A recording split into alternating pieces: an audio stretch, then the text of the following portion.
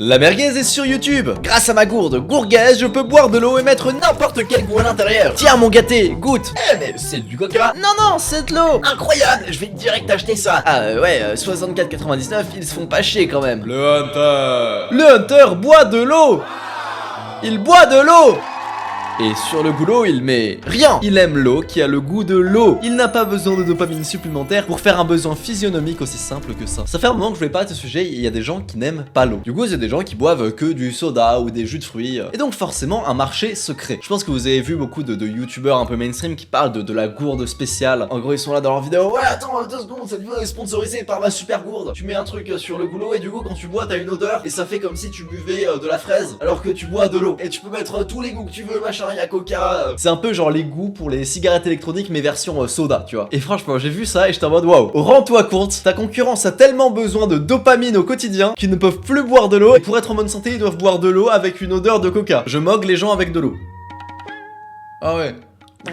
Je mogue là. Putain, j'aurais foutu partout. C'est hyper simple de mogue le monde aujourd'hui. Je vais mettre vraiment sur mon téton pour avoir des commentaires, pour former les commentaires. Et c'est devenu assez normal aujourd'hui de se dire non, la concurrence elle est que avec toi-même, tu concours avec ton toi d'hier, 1% meilleur chaque jour, faut pas être meilleur que les autres, tout ça. Je suis moyennement d'accord, genre dans la vie c'est une concurrence avec les autres, avec le monde réel. On vit dans un monde aux ressources limitées, donc par définition, pour avoir il faut prendre. Alors ça veut pas dire qu'il faut voler, hein. Tu peux vendre quelque chose, tu offres contre de l'argent, mais ce que tu vas vendre, tu l'as bien eu de quelque part, donc faut quand même l'avoir pris contre quelque chose d'autre. Et l'idée c'est que oui, bah tu gagnes sur la valeur ajoutée. Exemple, moi sur YouTube. Si aujourd'hui un youtubeur dev perso va se lancer et va essayer de capitaliser sur mes sujets, c'est-à-dire glow up, dev perso orienté pour les jeunes avec des vannes et tout, il pourra capitaliser un peu dessus, mais il pourra jamais devenir genre le numéro 1. Parce que tant que je suis là, bah je suis là. Les vues sur YouTube, c'est de l'attention et du temps. C'est aussi une ressource limitée. Ton temps, il est pas infini, ton attention non plus. La vidéo que t'es en train de regarder, c'est la vidéo de Lohan LV, c'est pas la vidéo d'un random, tu vois. Pareil niveau business, pas imaginons tu fais du dropshipping. Ça va très peu marcher, ça va beaucoup moins marcher aujourd'hui du dropshipping que si tu en faisais il y a 5 ans. Parce que pareil, aujourd'hui trop de gens font du dropshipping, du coup le marché est séparé, les parts de marché sont plus petites. Et ok, le truc de voilà, faire partie du top 1% de ça c'est cringe, oui. Mais en fait pour un matheux comme moi, ça fait absolument sens. Imaginez genre une course géante avec 100 personnes. C'est la course de base, c'est la course des merguez. Et si t'es le meilleur de cette course, on va dire en termes de, bah je sais pas, qu'est-ce qui nous intéresse nous sur cette chaîne. En moyenne, t'es le premier en business, sport, relations. Maintenant t'as gagné cette course, bien joué. T'imagines cette fois la même course, sauf que c'est plus la course des merguez, c'est la course des hunters. Donc c'est 100 personnes qui ont elles-mêmes fini premier à la course des merguez. En fait, t'es quoi? T'es dans le top 1% global, on va dire. Donc si t'es dernier, bah t'es dans le top 1%. Si t'es premier, t'es le 0,01. Et là, c'est encore une nouvelle course, et ainsi de suite. On est d'accord, c'est pas juste moi, ça nous parle, ça fait sens. Sois honnête avec toi-même. D'ailleurs, actionable step là tout de suite. Sors un stylo en papier et imagine qu'on prend 100 personnes au hasard, dont toi. Au hasard en France, hein, j'entends. Évidemment que niveau finance et santé, t'es dans le top 1% des Somaliens, mais c'est pas le but. T'es né en France, on prend les Français. Et donc voilà, on va écrire plusieurs trucs et je voudrais que tu te notes sur 10 en fonction de ces trucs là. Pour commencer, on va dire, voilà, l'argent. On va dire que, bah, genre 0 c'est tu gagnes le SMIC et 10, bah, tu gagnes plusieurs millions par mois. On va dire que c'est ça, 10. Et sois très honnête avec toi. Par exemple, si tu gagnes 3000 euros par mois, dis-toi que sur 10, t'es à 2 ou 3 max, tu vois. Évidemment, la répartition est gaussienne vers le début. Genre 8 sur 10, c'est 100K par mois et 9 sur 10, là, c'est 500K par mois. L'écart se creuse de plus en plus. Donc voilà, ok, moi je me mets à genre 5 sur 10, voilà. Maintenant, le physique, pareil. Physique, tu te notes sur 10. Physique slash santé aussi, c'est à prendre en compte comment t'es dans ton corps, comment tu te sens. Est-ce que t'as pas de grosses maladies, ce genre de trucs. Mais aussi comment t'es physiquement, à quoi tu ressembles. Est-ce que t'es beau, tout ça. Pareil, une note sur 10, mais on interdit le 7 parce que sinon tout le monde se met 7. Allez, moi, physiquement,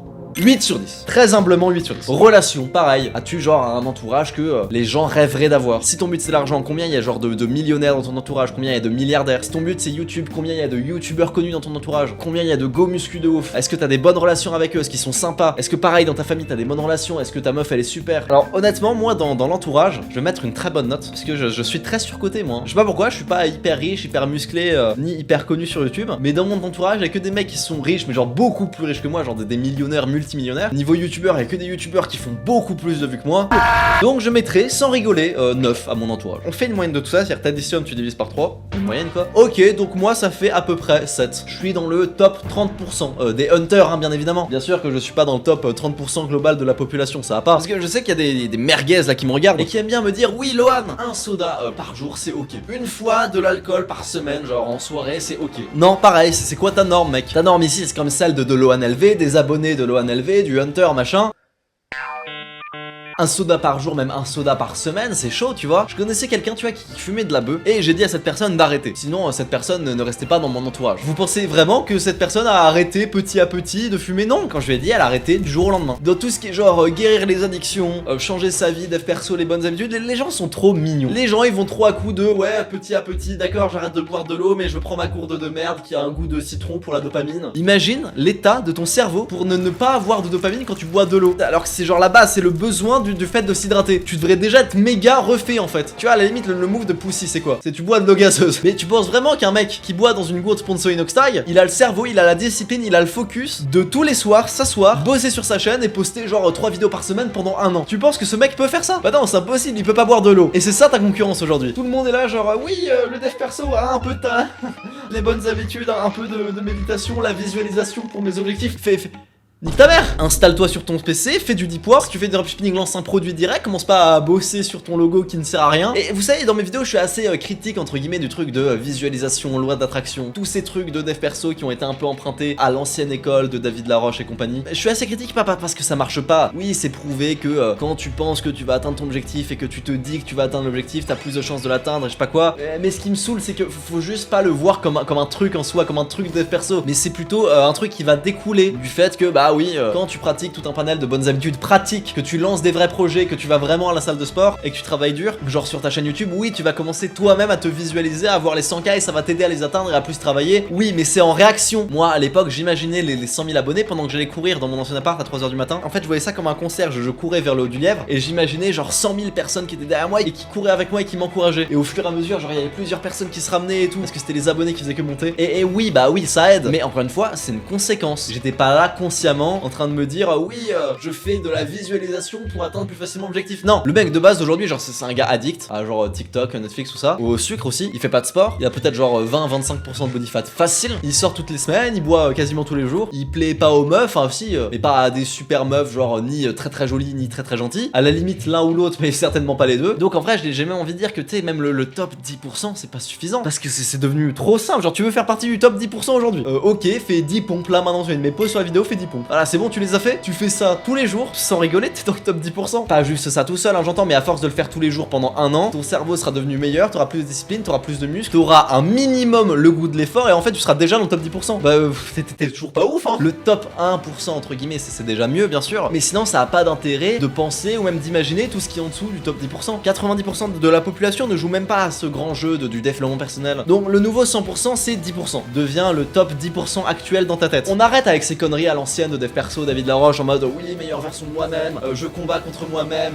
1% meilleur par jour. Non, la concurrence elle existe. Si t'es sur YouTube, ta concurrence elle s'appelle Lohan LV. Si tu fais des vidéos, genre exemple dans le game Nintendo, ta concurrence elle est concrète, elle s'appelle Julgan, Kellyan, Josplay. Tu veux faire leur vue, tu dois fournir au grand minimum leur niveau. Que ce soit en narration, que ce soit en voix off, en montage, en difficulté du challenge dans ta vidéo. Tellement de petits youtubeurs que je vois, même sur Maga Superstar, qui essayent d'imiter Kellyan et Julgan, mais vous êtes tellement loin de leur level. C'est des mecs sur Maga Superstar qui se font atomiser en analyse de chaîne, mais tant mieux pour eux. C'est ce que je leur dis. Et vous préférez un feedback de moi qui est rapide et qui est violent, ou un feedback du marché qui est peut-être 1 an sans que vos vidéos percent et je sais pas combien de centaines d'heures de travail gâché. Et si le mec est là en mode non, je concurrence pas avec Josplay, Julgan et Kellyan, je concurrence que contre moi-même, je lui dis ta gueule. Tu dis ça car tu sais que concrètement les 3 là ils t'explosent sur YouTube et donc t'es nul. Et retourne boire ton eau au goût de citron. Vous avez quand même cliqué pour ça, donc je vais finir la vidéo sur l'intérêt de boire de l'eau. J'ai pas un million de trucs à dire et c'est pas très scientifique, mais c'est des trucs que j'ai remarqué qui ont fonctionné pour ma part depuis que je ne bois que de l'eau et que j'en bois beaucoup. Ma peau, elle va beaucoup mieux. Au lycée, quand j'ai commencé à arrêter de boire des sodas et que j'ai commencé à boire de l'eau, même si j'ai pas vraiment fait d'acné, j'avais de temps en temps des petits boutons pas beaux qui me faisaient mal en plus. Ça part quand tu gères tout ce qui est gras et sucre de ton alimentation. En fait, dites-vous que 100% des problèmes liés à la peau se règlent en pratiquant le dev perso cliché. C'est-à-dire méditation, boire de l'eau, bien manger et faire du sport. Tu fais tout ça, y a pas de problème de peau. Et je saurais pas pourquoi, mais ça fonctionne comme ça. Aussi,